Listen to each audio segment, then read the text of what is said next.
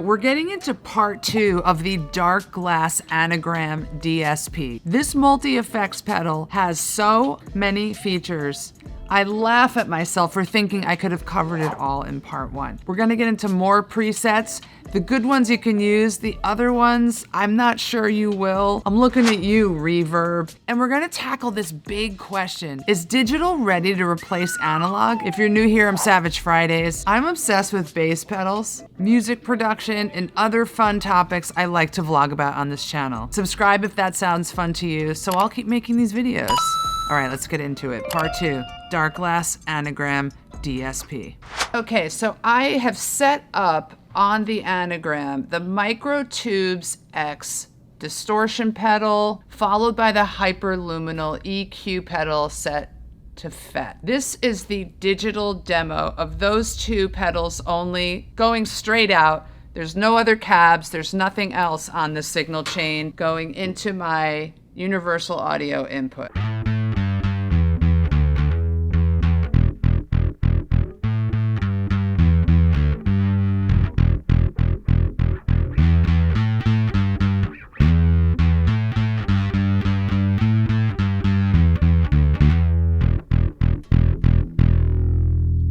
Same thing with a pick.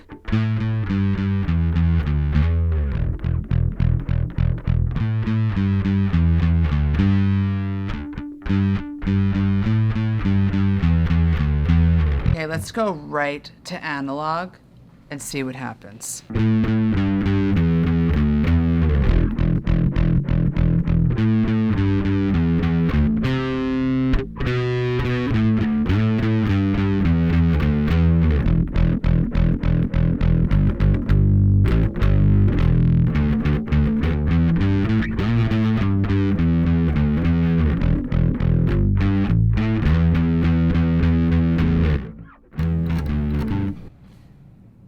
Is there a difference? Let's just cut to the music chase here.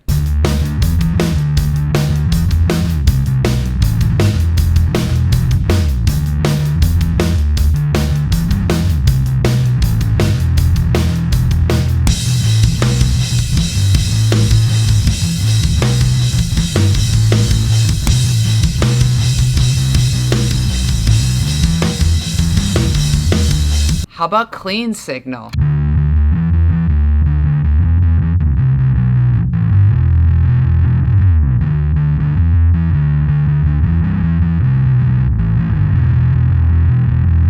Now let's try it with drums and hear the analog in the mix.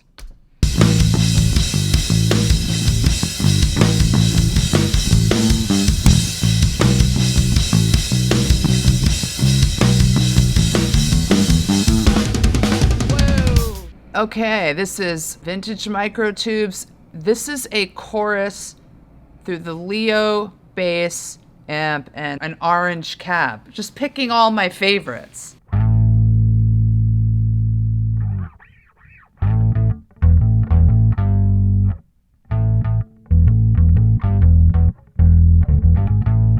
Ooh. All right, we've got the vintage Microtubes. We've got the Octaver, a Leo bass amp. We got an orange 4x10 cab. Now, I've talked trash about Octavers in the past, like we don't need them. And I've been sort of eating my words ever since, because the more demos I watch on certain bass pedals like this, the more I'm like, ooh, I need an Octaver, but I don't play a lot of those sounds live. But here is that setup.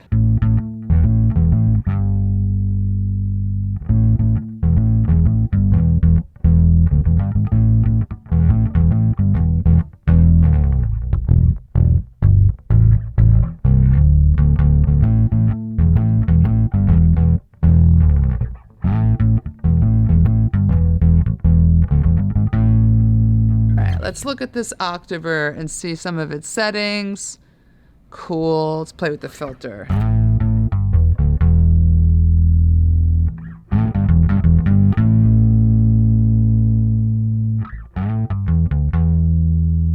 Lower octaves, higher octaves. I love the 5. There it is, cranked. Ooh, I just found the rat pedal. It's called Chinchilla. Let's check this out.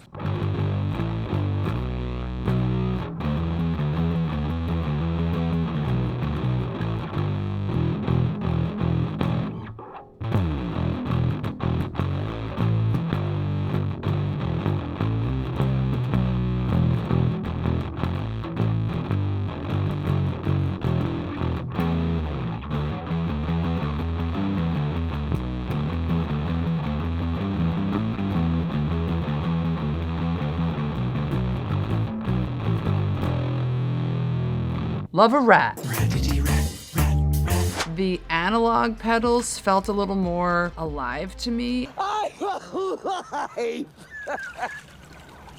And I was grooving in a way I wasn't immediately grooving in the digital equivalent of the Microtubes X and the Hyper Luminal.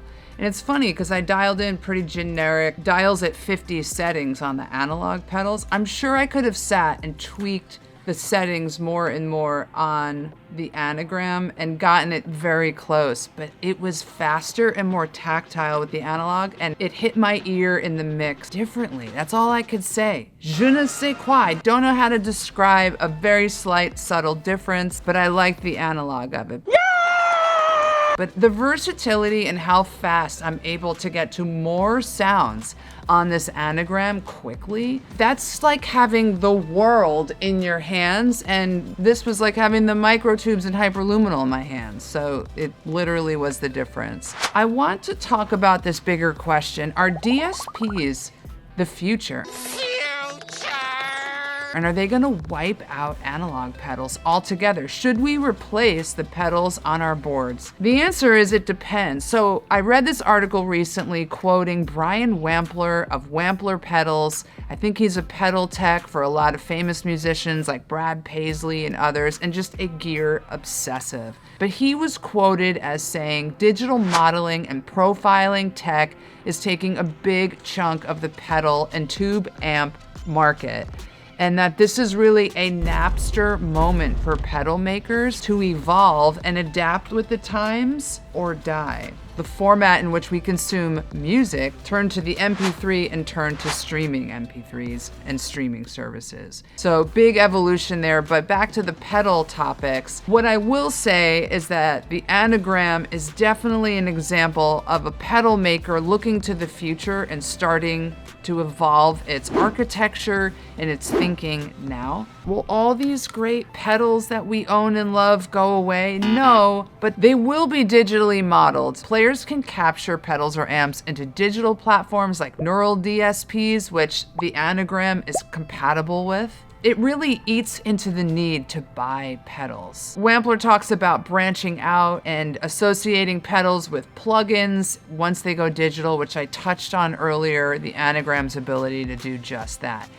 And as someone who produces and records a lot of music, I do want the speed and the plugin equivalent of a lot of things because I do so much in the box.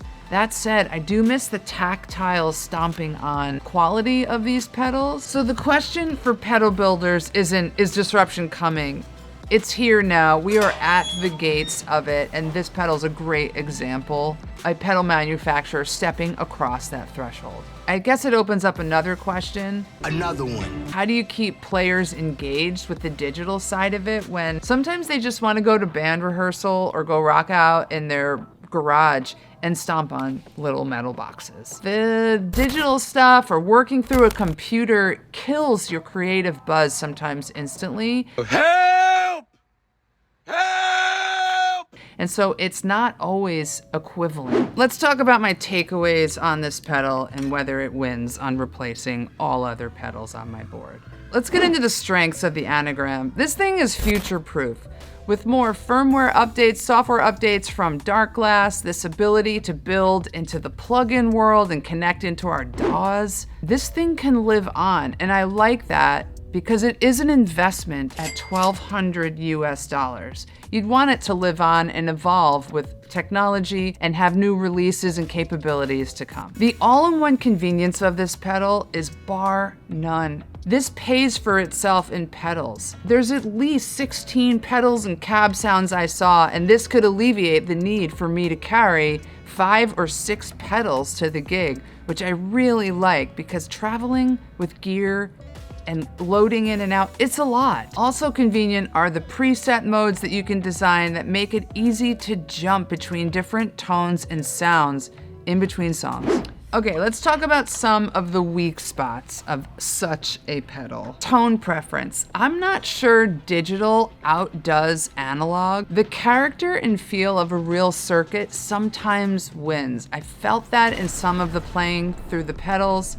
I feel it in my synths as well. There's just a quality sometimes where you feel more connected to it sonically. So I'm comfortable navigating tech and software. I've designed a lot of software in my former tech career, and so I could get in there and mess around pretty quickly and feel good. I feel good. I'm in another part of my brain when I'm doing that, and it might be less creative. The switching of those modes could feel like a lot. It's a context switch. Now, not everyone is technical or wants to be burdened by a software user interface and may not feel the same tactile connection with the settings and the dials, and you may not remember things as well as when you visually see it on the pedal itself. And so I think there is some loss there. I have been going ham on trying all the Darkglass pedals that you guys are mentioning in the comments to see which ones I like the most.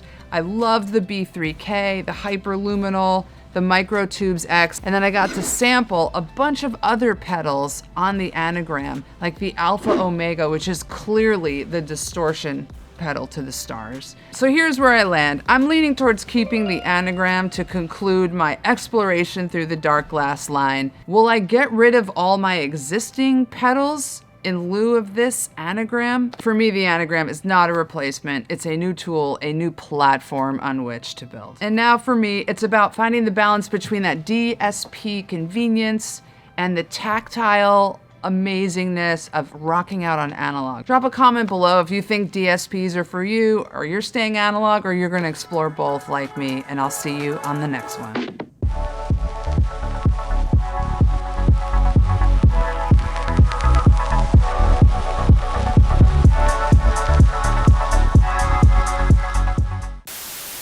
There's pedals all over the floor, but I hope you guys enjoyed this review.